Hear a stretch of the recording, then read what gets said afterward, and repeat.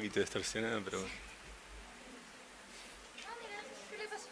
No, igual puede ser que Puede ser. es la compuesta. Me parece que no. A ver, pero si se ven los gráficos, no importa. Uh, Siempre calibre. bueno, hay algunos gráficos que se ven. Listo, se leen los cuadros. Yo le digo después lo que decía. Bueno, antes que nada, muy buenas tardes. Andrés Aciaín es mi nombre. Agradezco ahí a los compañeros que me invitaron a estar acá presente, a David también por compartir la presentación. Yo voy a aprovechar la presentación, ya que vimos todos los datos de cómo venía la situación, y voy a tratar de ir hacia adelante en lo que entiendo por ahí son los desafíos de este año y cómo la vemos desde el Centro de Estudios Económicos y Sociales Carolina Ortiz, del que formo parte. Un poco en este análisis de cómo puede venir un año electoral, nada novedoso, digamos, la principal restricción para tener un año con fuerte expansión económica, que podría ser lo que uno diría, le dé un impulso y mayor chance al oficialismo de cara a las elecciones, tiene como limitante fuerte la escasez de dólares, podemos decir, agudizada por la sequía, ¿no? Este es el panorama que nosotros vemos, incluso más allá de el acuerdo con el Fondo Monetario y todas las restricciones que pone de política fiscal y todas las restricciones que ponen esas metas, nosotros vemos que incluso si no se cumpliera con el acuerdo, abriendo más márgenes fiscales, la apretada por el lado externo que tiene la economía argentina reduce muchísimo los márgenes de maniobra en este año electoral. Voy directamente ahí porque como todo lo otro no se puede leer. Este es un cuadro de proyecciones que hacemos nosotros de cómo viene el balance de pagos, digamos, 2023 proyectado, o sea, esta es nuestra proyección de cómo va a venir el año en relación a lo que fue 2022 y vemos bueno, la diferencia de 2023 y las diferencias. Claramente hay una caída muy grande en la proyección del saldo comercial que se explica por el derrumbe de las exportaciones. Ahí hay una proyección de la sequía de una pérdida cercana a los 20.000 millones de dólares. Puede variar, porque esto depende todavía de si llueve o no ahora. Están todos prendiéndole una velita a ver si... Esta es como la contracara de una buena cosecha y nos salvamos, es una sequía y nos hundimos, ¿no? Sería como... Entonces hay, digamos, una restricción muy grande en materia de divisas. También tenemos una situación, cuando comparamos 2022, básicamente la acumulación de reserva de 2022 fue el aporte de dólares del FMI, que en realidad fue la devolución de los pagos que le habíamos hecho los años anteriores, básicamente, con un aporte inicial neto, que este año cambia de signo y se transforma en un aporte negativo. Incluso esos 1.740 millones de aporte negativo estarían creciendo, porque como están subiendo las tasas de interés internacionales, la tasa que aplica ya estamos por los 2.300. Esto tendríamos que actualizarlo por la suba que hubo de tasas internacionales. Podría ser el aporte neto todavía más negativo. O sea, ya el acuerdo con el FMI este año implica una salida neta de dólares de la economía argentina. O sea, no solo no va a haber aporte del FMI, sino que le vamos a pagar más de lo que nos darían en el caso de que le paguemos, ¿no? Siempre una hipótesis. Y después, bueno, hay alguna expectativa con el ingreso de algunas inversiones por la licitación de la 5G, que está ahí metida como un ingreso adicional de dólares. Pero en números estamos cerca de 20.000, 19.000, 20.000 millones de dólares abajo en el balance de pago de lo que fue el año 2022, ¿no?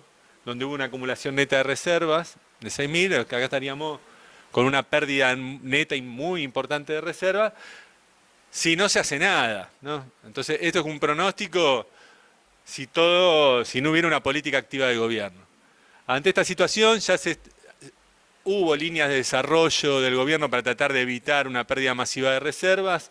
Es más, el acuerdo con el FMI dice que habría que juntar en el año aproximadamente unos 5.000 millones de dólares más de reserva, escenario que nosotros vemos inviable, de muy difícil logro, prácticamente inviable. Se reformularon las metas, pero igual todavía sigue exigiendo una acumulación de 5.000 millones de dólares. Nosotros creemos que las metas del FMI este año va a ser muy difícil de cumplir. Igual la última meta que tendría que cumplir el gobierno sería la de junio. A partir de eso ya la otra, la de septiembre, recae en el próximo gobierno, digamos, el resultado. Pero nosotros creemos que van a ser de difícil cumplimiento. Hay algunos acuerdos, está el swap con China que aportaría unos 5.000 millones de dólares más. Hay una idea, una negociación con Brasil para una compensación de intercambio que podría llegar a aportar 2.000 millones. Todavía no alcanza. Se podría ampliar también, se usó mucho, cerca de 7.000 millones, no, de 8.000 millones de dólares de créditos comerciales de corto plazo no saldados el año pasado.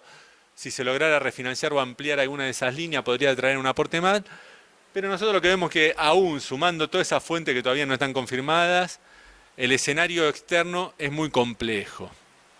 Entonces, desde un punto de vista ya desde el escenario externo, uno plantea que va a haber un serio límite a la expansión de la actividad económica, aún independientemente de que el acuerdo con el FMI impone una política de gasto muy contractiva en un año electoral.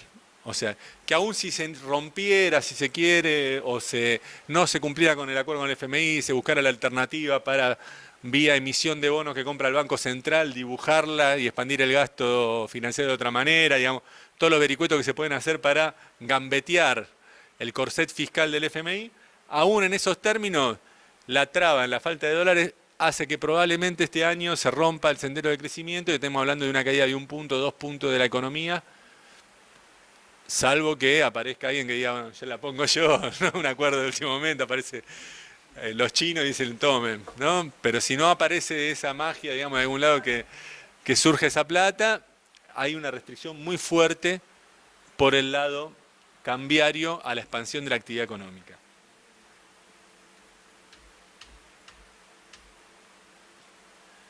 En materia de inflación,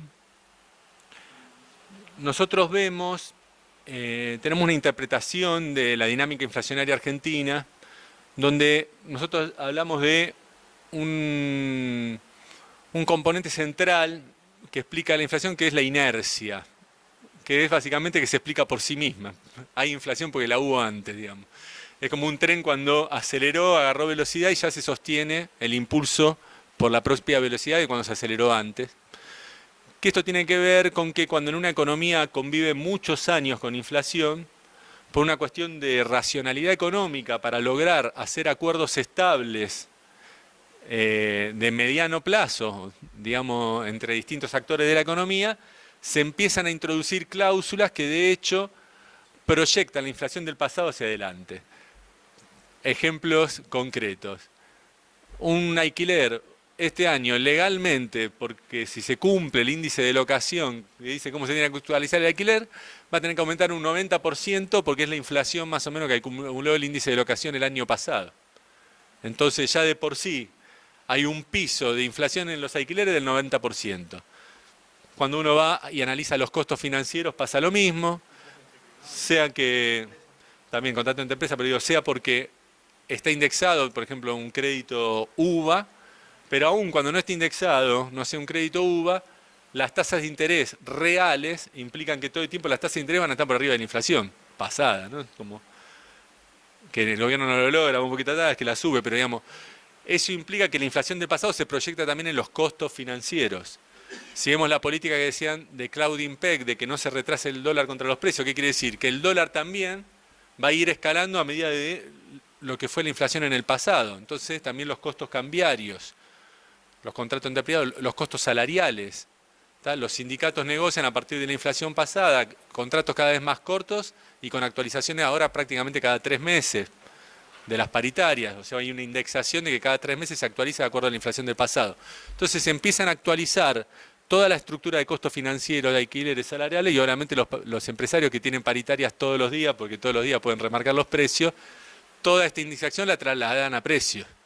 Entonces, esa dinámica inercial que nosotros ubicábamos en un piso del 20% aproximadamente entre 2010 y 2018, con una mayor volatilidad a partir de 2014, cada salto en la época 2014-2018 hay unos ciclos que son ciclos políticos, Los años electorales se planchaba el dólar y las tarifas, los años no electorales se devaluaba y se subían las tarifas, año electoral bajaba un poco la inflación cercana al piso inercial del 20, el año no electoral se iba al 38, casi 40.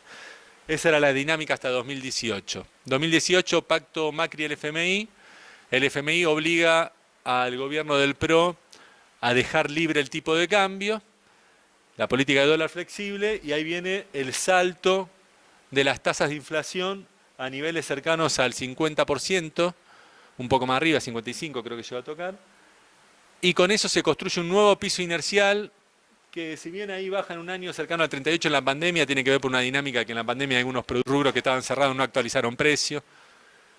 Nosotros vemos que ahí más o menos el piso inercial se ubica cercano al 50%, y ese piso inercial del 50%, a partir de la salida de la pandemia y sobre todo el impacto de la guerra en Ucrania en los precios de la energía y de los alimentos, generó una dinámica en la Argentina que saltó a un nivel que nosotros establecemos para este año cercano al 100%. O sea, nosotros planteamos que ya el piso inflacionario de la Argentina está en el 100%. Ante este piso inercial, políticas como contraer el gasto público, subir las tasas de interés, no tienen efecto porque los alquileres siguen aumentando, están indexados, la pauta salarial sigue aumentando los costos financieros, entonces no impacta en toda esa estructura inercial. Las políticas incluso de planchar el dólar que se aplican en algún momento tienen una duración limitada porque afectan solo al sector más transable de la economía, más ligado al dólar, generando un retraso del dólar relativo porque sigue aumentando la pauta salarial, de costo financiero, de índice de alquiler, el resto de los precios, digamos, por esta dinámica inercial. Entonces genera un retraso cambiario que dura un tiempo hasta que se actualiza el dólar y todo lo que bajaste en la inflación lo tenés exacerbado. Lo mismo le pasa a los acuerdos de precios, tipo precio justo, no me acuerdo cómo se llama, precios cuidados. Simplemente se logra que alguna lista de precios que entra en un acuerdo durante unos meses aumente a una tasa menor que el promedio y después se actualiza, digamos, pero no tiene un impacto porque ninguna de estas políticas rompe esa dinámica inercial. Desde esa perspectiva, nosotros vemos que la pauta del 60% del gobierno no se va a cumplir y planteamos un escenario de una inflación cercana al 100%, siempre y cuando no se desmadre la cuestión cambiaria, ¿no? O sea, como un escenario positivo, vamos a decir, que se logre estabilizar en esos niveles. Este es un plan de estabilización que después, si quieren, hablamos, la propuesta del centro de estudio nuestro de estabilizar la economía. Esta es la larga historia de la inflación argentina, pero quiero irme más a temas coyunturales. Con una inflación tan elevada, la capacidad de recuperación de los salarios vía paritaria se vuelve muy difícil, porque aún cuando estamos diciendo que prácticamente se han hecho paritarias que ahora tienen un ajuste casi trimestral, ese ajuste trimestral corre atrás de los precios, que aumentan todos los días, ¿no? Entonces, nosotros creemos que este año va a haber, digamos, una dinámica muy parecida a lo de los años anteriores, en el sentido que, para no torpedear la pauta oficial del 60% de una manera muy explícita, los sindicatos no van a salir a cerrar paritarias por arriba del 100% anual, si bien hay algunas que ya están en esos niveles, sino que van a tratar de hacer algo intermedio para quedar bien con el gobierno, pero no perder poder adquisitivo a sus afiliados, que básicamente es cerrar algunos aumentos fuertes, incluso por fuera de convenio de entrada con bonos, para generar recuperación, después ir a una proyección de 2-3 meses más alineada con la pauta oficial, pero con una cláusula de revisión pronta. Entonces eso va a generar una suba de salario, deterioro de poder adquisitivo, renegociación, suba de salario, deterioro de poder adquisitivo, o sea, es esa dinámica escalonada que nosotros ponemos ahí mostrando cómo con una pauta inflacionaria alta los salarios tienden a trabajar en esa forma escalonada, ¿no? Le ganan en el momento de la negociación, pierden los meses subsiguientes, vuelven a recuperar cuando se renegocia. Y eso impide, por un lado, una recuperación estable de los ingresos y por el otro lado también vemos difícil que del lado de los salarios esté este año el impulso a la economía. El sector público lo vemos muy limitado por el corset de la política fiscal que tiene el FMI. Sector privado lo vemos muy difícil porque con estos niveles de salario muy altos se tendrían que cerrar paritarias muy elevadas que generarían una expectativa inflacionaria muy alta, de más bien de desborde económico en un año electoral, al estilo Rodrigazo, digamos, no lo vemos, creo que van a negociar con los sindicatos más bien, tratar de que recuperen algo, pero manteniendo la calma, digamos, dentro de lo que es la proyección oficial.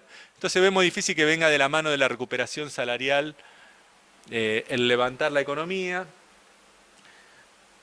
Y principalmente hablamos ya de la restricción cambiaria de por sí, que le pone de ahí una traba a la posibilidad de expansión. Nosotros creemos que la política oficial va a ser intentar cierta expansión de créditos a través del ANSES y bancos públicos a beneficiarios de jubilación, de asignación universal, de programas de empleo, etcétera.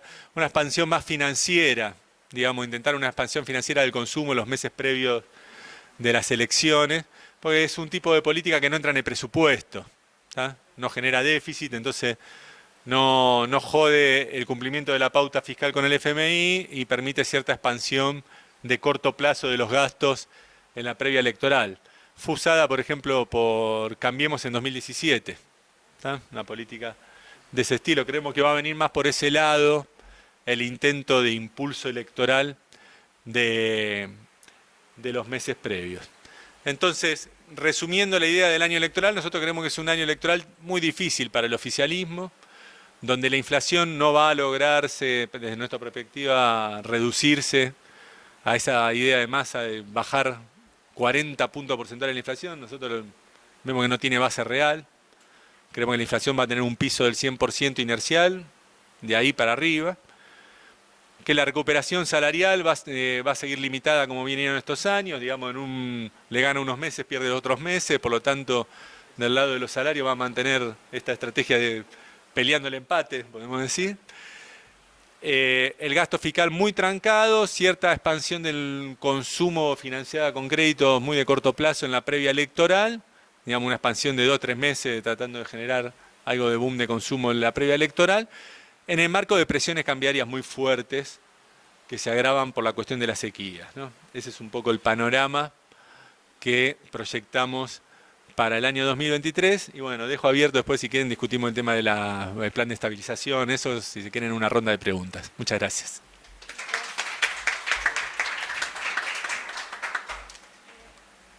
Bueno, ahora arrancaría comentarios. Quien quiera hacer un comentario, tengo el micrófono porque no se escucha con el...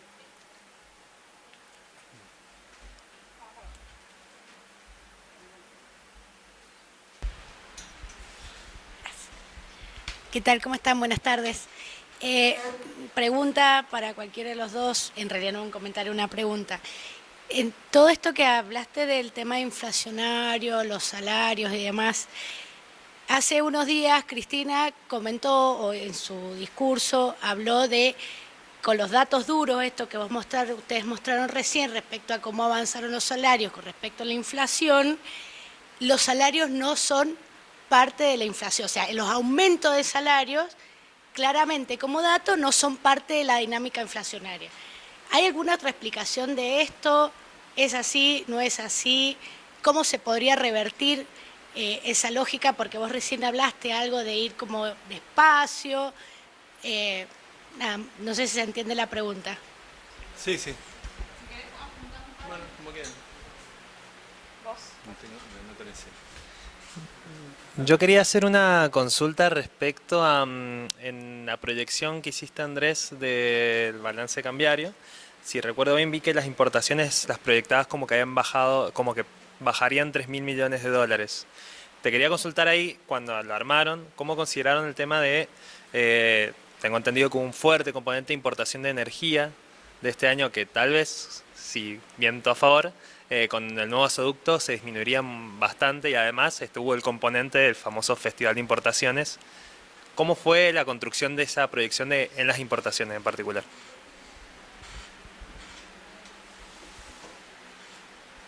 Yo creo que no anda. Ah.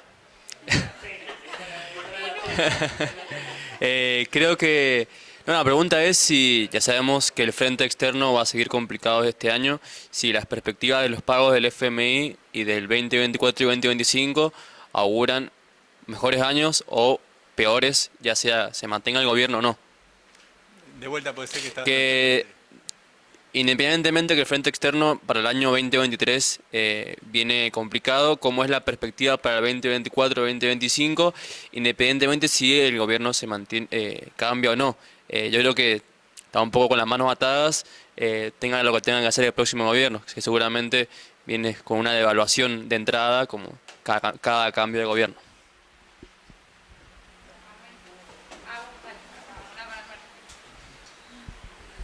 Hola, ¿qué tal? Sí, ¿cómo zafamos de una devaluación post primarias, post paso de agosto? Si tenemos 3.000 millones de dólares, vos planteás un escenario, 3.000 millones de dólares de reserva, planteás un escenario que vas a perder 6.000 en lo que va del año y las paso de agosto a este ritmo de inflación, yo creo que el gobierno no puede ganar ni a palo.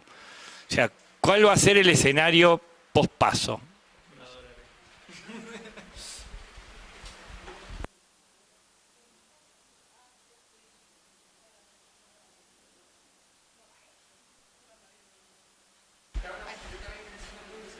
Sí, pero esperen, si quieren hacemos para que se acuerden de la pregunta. ¿Quiere empezar, Andrés? Bombardear. Las importaciones menores